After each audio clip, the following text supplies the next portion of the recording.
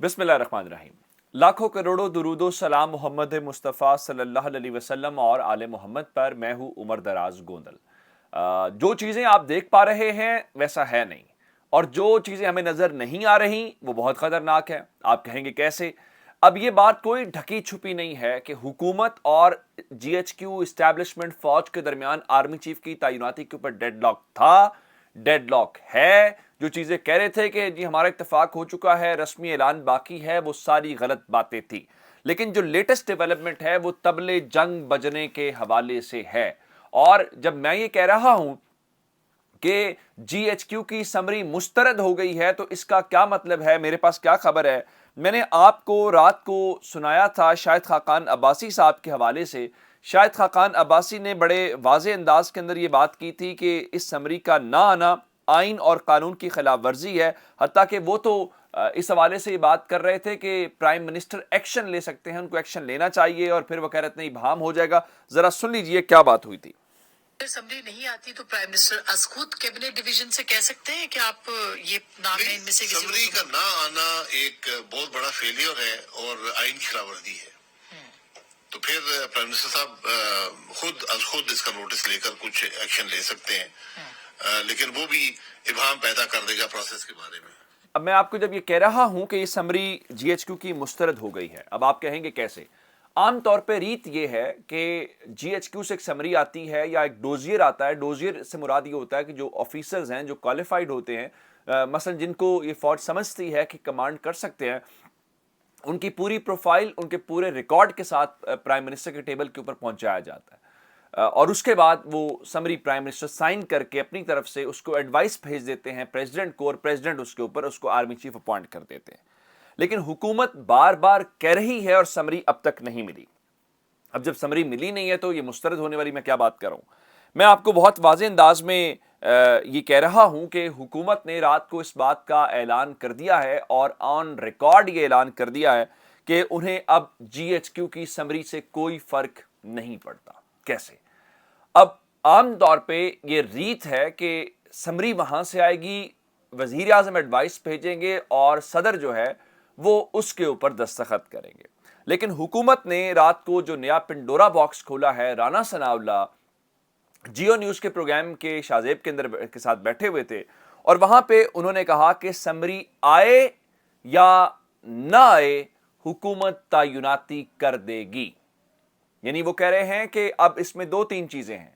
पहली बात यह है कि समरी आए तो अगर उसमें नाम शामिल ना हुआ जो हम चाहते हैं तो प्राइम मिनिस्टर उस नाम के अलावा भी उसको अपॉइंट कर सकते हैं। एक बात, समरी ना आए तो हम उसके बावजूद भी वजीर आजम अपना इस्तेकाक इस्तेमाल करके आर्मी चीफ अपॉइंट कर देंगे। इसका मतलब क्या है कि GHQ जो भी कहे हमें उससे फर्क नहीं पड़ता, हमने वही करना है जो हमारा प्लान है, जिस शख्सियत को हमने करना है।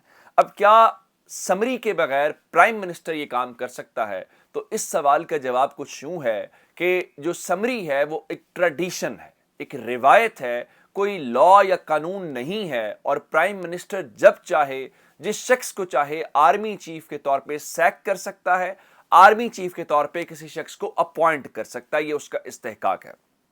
अब आखिरी बार ऐसा कब हुआ?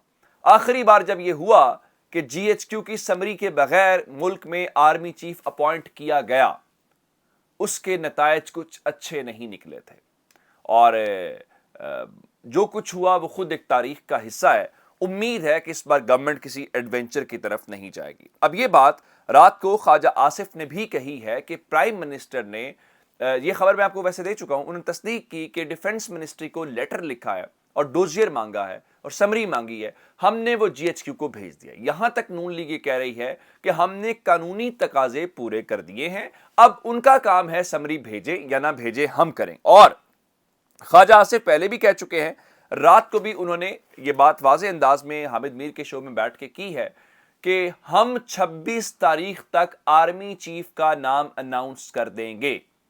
अब हुकूमत के पास बुनियादी तौर पे ये प्लान है क्या? मैं आपको पहले वाज़े अंदाज के अंदर बताऊं कि ये मामला फिलहाल अदालत जाता हुआ दिखाई दे रहा है। वो कैसे? लेकिन मैं आपको उससे पहले फौज के सुप्रीम कमांडर के इन एक्शन होने के मुतालिक खबर देना चाहता हूं।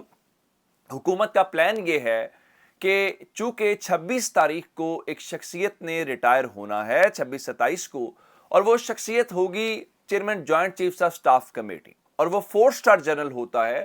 جب وہ ریٹائر ہو جائیں گے تو 4 سٹار جنرل کی پوسٹ خالی ہو جائے گی. جب پوسٹ خالی ہو جائے گی تو نون لیگ کی گورنمنٹ کرے گی کیا کہ وہ اس پوزیشن, اس ویکنٹ پوزیشن کے اگینسٹ ایک 3 سٹار جنرل کو 4 سٹار جنرل کے طور پہ پروموشن دے دے گی. اب جو 3 سٹار جنرل ہوتا ہے جس کو ہم لیفٹنٹ جنرل کہتے ہیں, اس کا جس دن وہ چارٹ سنبھالتا ہے, بیجز لگاتا ہے, اس دن سے اگلے 4 سال کے لیے اس کا ٹینیور ہوتا ہے. اور جب 4 سٹار جنرل ہوتا ہے, جیسے آرمی چیف اور chairman joint chief of staff committee ہوتے ہیں, ان کا ٹینیور 3 سال کے لیے ہوتا ہے. اس کا مطلب یہ ہوگا کہ نون لیگ نے اگر chairman joint chief of staff committee کے حوالے سے جو خالی ہونے والی پوزیشن ہے اس کے اوپر عاصم منیر صاحب کو اگر پروموٹ کر دیا تو اس کا مطلب ہے اگلے 3 سال کے لیے 4 سٹار جنرل بن جائیں گے. اب ہوگا کیا؟ اب ہوگا یہ کہ وہ 27 تاریخ کو ریٹائر نہیں ہوں گے اور اگلے 3 سال وہ رہیں گے 4 سٹار جنرل. اب ان کا خیال یہ ہے کہ اب ہم اپنے طور پہ ان کو 4 سٹار جنرل بنا کے ان کی ریٹائرمنٹ سے ان کو سیکیور کر لیں گے, ان کی تعیناتی آگے ہوتی رہے گی. کیسے؟ اب میں آپ کو بتانا چاہتا ہوں جو فوج کے سپریم کمانڈر کا کام ہے. رات کو یہ دعویٰ کیا گیا ہے کہ عمران خان نے عارف علوی صاحب کو کہا ہے کہ اگر ان کے پاس کوئی ایسی سمری آئے جس میں گورنمنٹ سینئر موسٹ کو آرمی چیف لگانے کی جو خواہش ہے ان کی وہ کرتے ہیں تو آپ اس سلسلے میں سمری روک لیں. اب سمری رکے گی تو کیا ہوگا, اس بارے میں باقاعدہ طور پہ پاکستان تحریک انصاف کے شاہ محمود قریشی صاحب کو کہہ چکے ہیں کہ ہم سمری نہیں روکیں گے.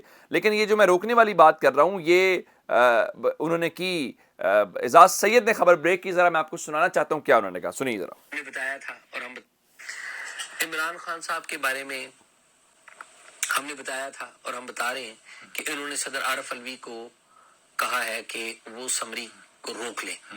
کیوں روک لیں, کب روک لیں, کیسے روک لیں؟ اگر اس میں ایک سینئر موسٹ جرنیل کا نام آتا ہے اس کو روک لیں, جسے عمران خان صاحب پسند نہیں کرتے, اور عمران خان سے اب کے جو ارد گرد کے لوگ ہیں وہ جنرل عاصم منیر کا نام لیتے ہیں اس والے سے, جو کہ سینئر موسٹ ہے. ٹھیک ہے, اور عمران خان صاحب کا منصوبہ کیا ہے؟